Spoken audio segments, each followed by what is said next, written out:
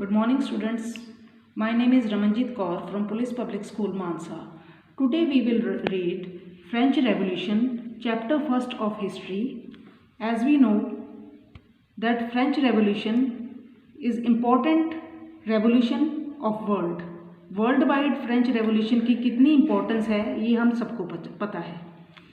Event of 14 जुलाई 1789. हम French revolution को कहाँ से शुरू करेंगे? एक इंसिडेंस जो कब हुआ? On 14 July 1789.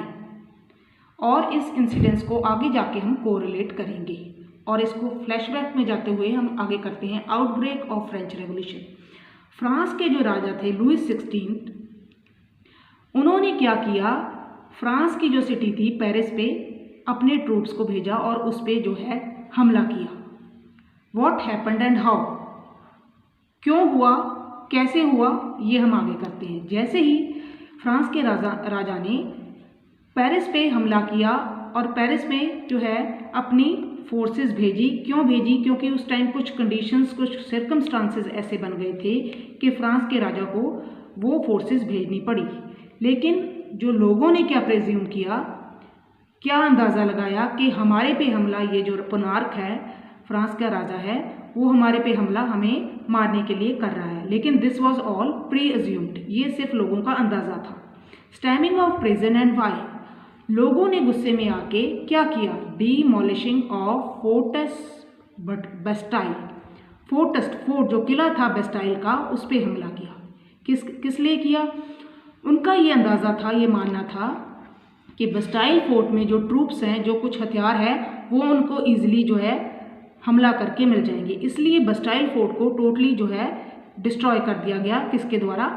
थर्ड स्ट्राटा, आम लोगों के द्वारा, वीक सेक्शन जो था सोसाइटी का, उनके द्वारा जो था बेस्टाइल फोर्ट को टोटली नष्ट कर दिया गया, ताकि उसमें से जो हथियार मिलेंगे वो अपने यूज़ में लेके आएंगे लोग. Writing in Paris and country side. तो ये कहाँ पे हुआ? ये राइट्स कहाँ पे ब्रेकआउट हुए? पेरिस और कंट्री साइड में. Next, why all these things happened. ये करेंगे हम आगे further. Outbreak of the revolution second. Revolution हुआ. रेवोल्यूशन के बाद जो नेशनल असेंबली थी was busy at Versailles drafting a constitution. Constitution draft करने में जो थी नेशनल असेंबली बिजी थी. France was in turmoil. जब फ्रांस की situation, turmoil means not stable, France की जो सिचुएशन थी, इकोनॉमिक सिचुएशन थी, वो जो थी टोटली उस टाइम डिस्ट्रॉय हो चुकी थी. इकोनॉमिक स्टेबिलिटी जो थी डिस्ट्रॉय हो चुकी थी. उस टाइम जो थी कॉन्स्टिट्यूशन को फ्रेम नेशनल असेंबली कर रही थी. क्यों इकोनॉमिक जो हालात थे, आर्थिक हालात क्यों ख़राब थे? क्योंकि उस टाइम जो थी ब्रेड के प्राइस इतने बढ़ चुके थे. जो कॉमन लोगों की कम्युनिटी थी, कमोडिटी थी, कॉमन लोगों के यूज़ में आने वाली जो बेसिक नेसेसिटी थी, वो महंगे होने की वजह से जो थे लोग गुस्से में थे. सेकेंडली क्या हुआ? हार्श विंटर, बहुत सर्दी पड़ी, उसकी वजह से पुअर हार्वेस्ट हुआ, फसल जो है इतनी नहीं निकल पाई. क्राइसिस इन कंट्री में क्राइसिस जो थे वो हो रहे थे. अनस्टेबल इकॉनमी थी. फूड प्रोडक्ट्स की जो प्राइस थी वो अनरीचेबल हो गई कॉमन लोगों के लिए. किंग ने क्या ऑर्डर किया? अपने ट्रूप्स को, अपनी फौज को, अपनी आर्मी को जो थी इंस्ट्रक्शंस दिए गई ताकि वो लोगों पे हमला करें. और ये हमला हम जो है किसके साथ कोरिलेट करते हैं? Event of July 14 1789. जब ये हमला राजा के द्वारा जो है निर्देश दिया गया तो आम लोगों ने क्या किया? डिमोलिश किया फोर्ट्स ऑफ बेस्टाइल. गुस्से में आके, एंग्री होके, ये प्रिज्यूम करके कि उन पे जो है हमला किया जाएगा, उनको अपनी जान से हाथ धोना पड़ेगा किंग की फौज की वजह से. तो agitated crowd stamped and destroyed the Bastille. Agitated जो क्राउड था, आम लोग थे, कॉमन पीपल थे, उन्होंने गुस्से में आके बेस्टाइल को तहस नहस कर दिया.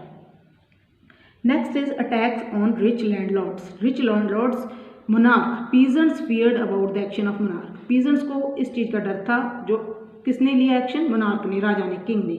और उस वजह से गुस्से में आके उन्होंने जो क्या किया? बेस्टाइल फोर्ट को डिस्ट्रॉय किया.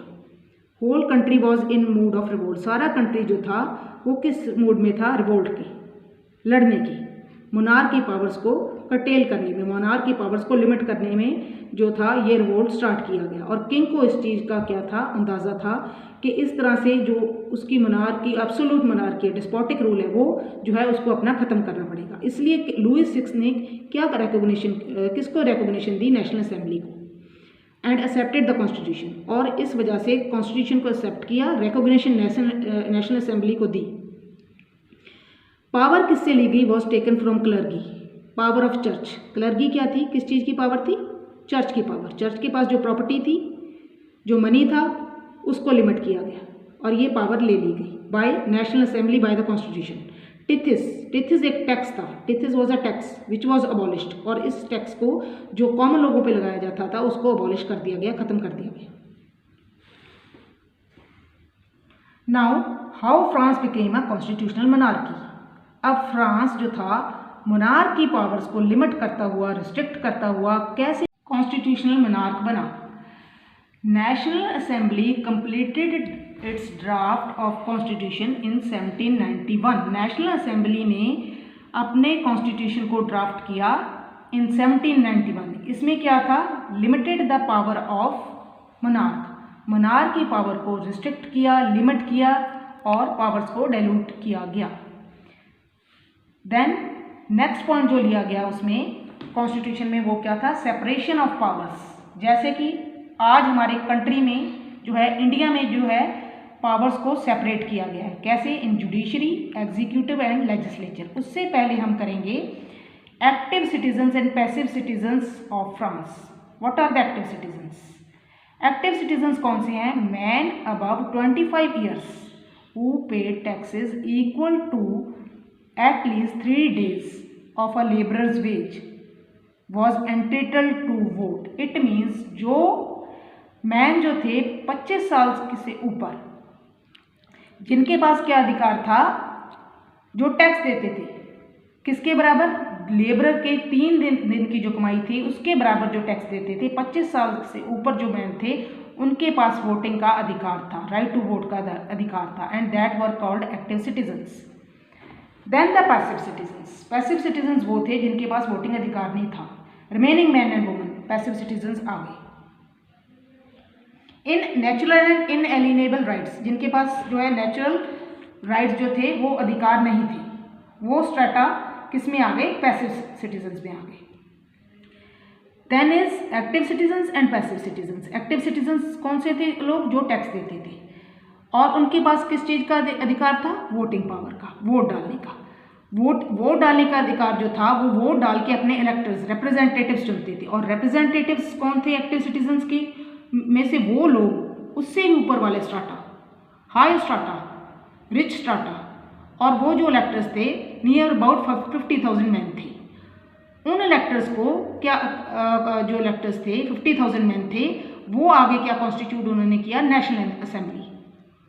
वोट डाला और अपने प्रतिनिधि चुने गए, नेशनल असेंबली के मेंबर्स चुने गए। 745 मेंबर्स थे, जैसे कि हमारे पार्लियामेंट में इस टाइम लोकसभा के मेंबर्स आ गए, राज्यसभा के मेंबर आ गए। उसी तरह से फ्रांस की जो नेशनल असेंबली थी उसमें 745 मेंबर्स थे, और वो मेंबर किसके थे, लेजिस्लेचर के। नेशनल असेंबली के पास क्या अधिकार था, किसको कंट्रोल करने का, एग्जीक्यूटिव था। एग्जीक्यूटिव हेड कौन था, king. King was then only a nominal head. अब किंग क्या बन गया था, एक सिर्फ nominal head. King and queen, जैसे कि हम ब्रिटेन में देखते हैं, king and queen is not now a monarch. Nominal जो पावर्स किसके पास हो जाती हैं, किंग। जितनी पावर्स उसकी किंग की होती है वो किसके नाम पे चलती है, नेशनल असेंबली के। नेशनल असेंबली जिसको रिकॉग्निशन देती है, जिसको यस करती है, वो ही जो है उन्हीं चीज़ों को किंग जो है रिकॉग्निशन देता है, उनको यस करता है। नेशनल असेंबली के आगे जो मेंबर्स आ गए उनका क्या कंट्रोल होता है, काउंसिल ऑफ मिनिस्टर्स का। काउंसिल ऑफ मिनिस्टर्स जो हैं कम गिनती के जो मिनिस्टर्स आ जाते हैं ऊपर वाले लेवल में, वो आ गए काउंसिल ऑफ मिनिस्टर्स। उनका कंट्रोल नेशनल असेंबली पे होता है, और वो नेशनल असेंबली जो है उनके अकॉर्डिंग चलती है। और किंग के पास क्या पावर है, ओनली वीटो पावर, कि जो भी एक्शंस नेशनल असेंबली लेती है, जो भी laws and rules national assembly बनाती है, उसको जो है उस पर अपनी वीटो पावर इस्तेमाल किंग कर सकता है। उसको येस और नो, उसको सही गलत, उसके बारे में अपनी व्यू पॉइंट दे सकता है। इतनी पावर से जो है किंग की पावर्स रह जाती है। This was all about separation of powers, judiciary, executive, legislature. 3 हिस्सों में जो पावर्स को डिवाइड किया जाता है उस time. This was all about France a constitutional monarch. इस तरह से जो है फ्रांस में जो है किंग की लुई 16 की पावर जो थी वो एक डिस्पोटिक रूल से, अरिस्टोक्रेटिक रूल से किस तरफ चला जाता है, कॉन्स्टिट्यूशनल मोनार्क बन जाता है। That was all about the French revolution.